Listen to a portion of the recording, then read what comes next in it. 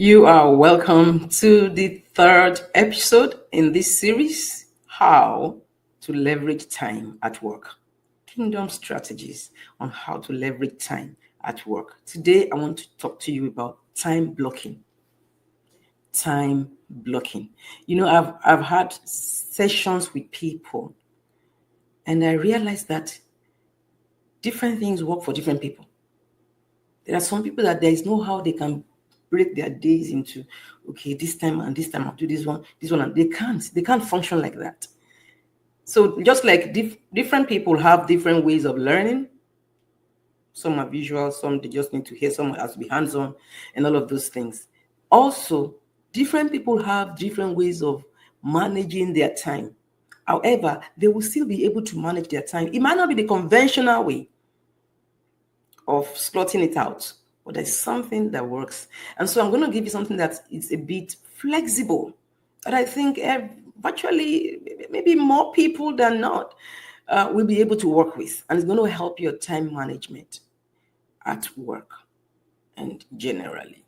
Okay, so when I'm talking about time blocks, I'm talking about a practice of dividing your day into specific sections or blocks. And I found this to be very easy. You have 24 hours in a day. We all do.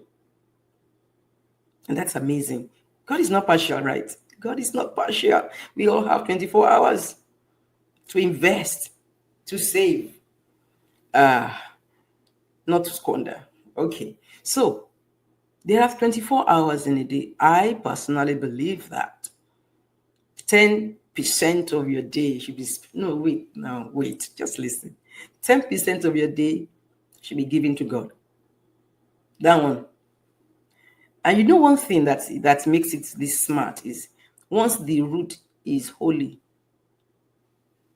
the branches are holy. In other words, once you give God the first 10% of your day, the remaining is automatically divinely insured, especially when you follow instructions. Not that you spend the 10% with God and then the next thing is you're on Netflix blinking on whatever. Okay, so now there are 24 hours in a day. Divide it into 3. The first 8 hours is for God and every other person you have a relationship with. So you have your wife, you have your husband, you have your children, you have your siblings, you have your nibblings, you have your aged parents, you have your colleagues, you have your friends, you have your mentees, you have your mentors, and all of those. God and them.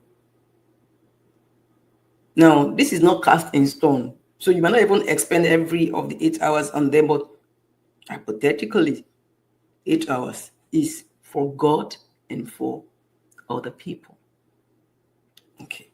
8 hours is for you to sleep, self-development, your meditation, and all of those things.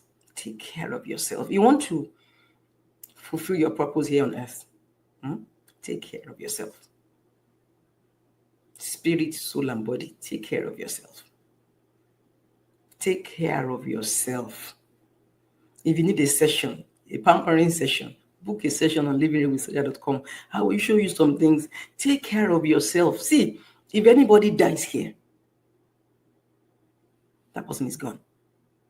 Every assignment, every vision, every plan ceases.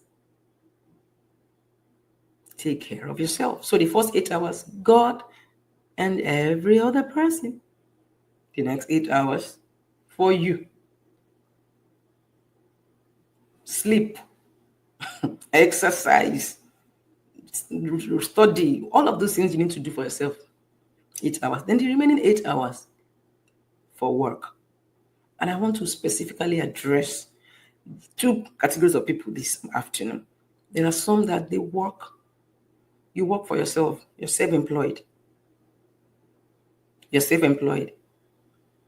But all you do is spend 2 hours on your work per day.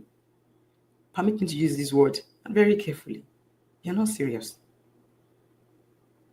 You're starting a business and you are only spending 1 hour every day or less than, you're now relaxing. That's not the way. That's not the way. 8 hours. And at a point in your life as an adult, you must get to a point where you don't need supervision. If you still need supervision to do the things that you need to do, it shows that you are not growing. You have grown up in age. You are older, but you have not grown up. But you are not grown up in responsibility. And maturity is not about how old you are in age. It's not about the chronological age. It's about how responsible you are or you have become as an individual. You need to be disciplined.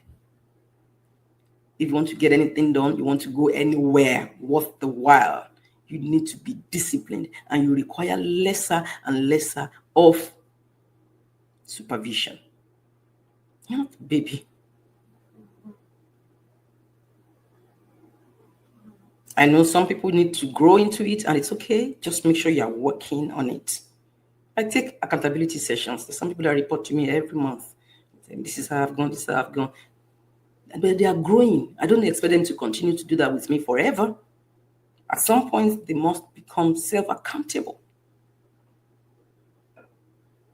That's one category of persons. The second category of persons is people that work excessively. They don't even have the time to enjoy the money they are making.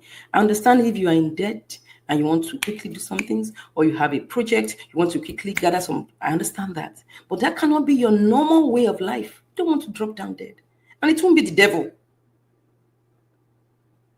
Except you are the devil. Because when you do not take care of yourself, there's going to be trouble sooner than later. And this is not like being a prophet of doom. It's just common sense, truth. Hallelujah. So we really need to work on these things. So break it into 3 and then see how you are working, how you are, getting yourself into that rhythm. Find your rhythm. Find your rhythm. Be intentional about it. So every day when you lie down and you're resting, you can rest with a smile on your face, knowing that you have structure. You're not like an amoeba or an octopus. You have structure. Let everything be done decently and in order. But if you don't have order and in your life, you can't give it at work. You can't give it in the church. You can't give it in the society.